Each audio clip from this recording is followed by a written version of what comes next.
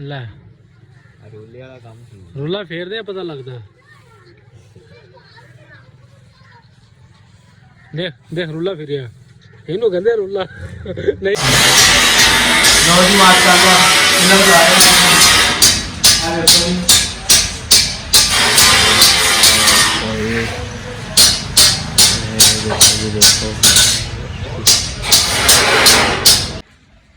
अस्सलाम वालेकुम दोस्तों की हाल चाल ठीक ठाक उम्मीद कर सारे लोग खैरियत ना होंगे। लो जी माशाअल्लाह अज असी कर रहे हैं सीलिंग छत की शुरू की अपनी डोरी वगैरह ला के गोला वगैरह लाता है लगा के शुरू की है लग के थोड़ी देर में सारा पैनल कर लेनी है। डिज़ाइन असी करना है वाला यह डिज़ाइन लाना है, अल्लाह खैर करेगा। लो जी माशाअल्लाह इतने लैन असी ला दी है देखो जी कितनी प्यारी है। इतनी सारी लानी है तकरीबन असी है सारी तो अल्लाह खैर के अद्धे घंटे कट देना।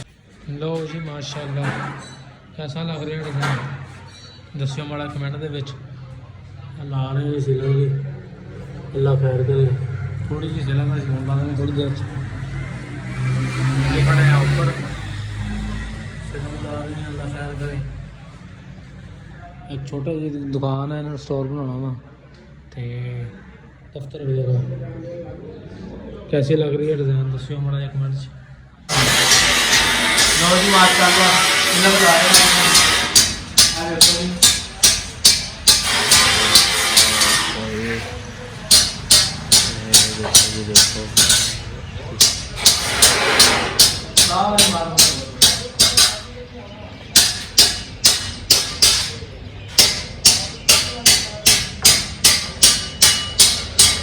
सारी वीडियो लाइक करो, शेयर करो, सब्सक्राइब करो, साढ़े नाल जुड़े रहो। वीडियो लो जी माशाअल्लाह नीम भाई लगे रंग करन। ये देखो ग्रिल करने बाहर ही तो भाई है सलीम भाई। यह रंग असी किया वा बाहर भी करना वा तो उधर साइड से नीला इनू भी करना वा। काफ़ी घर का काम सीगा माशाअल्लाह कंप्लीट हो गया, थोड़ा बहुत रहा अज कंप्लीट कर देगा नीम भाई। नाल असी भी लगे हुए हैं। देखो रंग शंग साढ़े भी लगे हुआ। पहले मैं सीलिंग करता सी, मुड़ के सीलिंग करके उन्हें ये काम करना शुरू करता। हाँ सवार के नीम गरीबां की वीडियो ला ली फिर तस्वीर है गाना। हाँ है देखो माशाअल्लाह ते आ गेट रह गया साड़ा बड़ा ये करना, बाकी अल्लाह कितना कंप्लीट हो गया। ते ठीक है जी जनाब।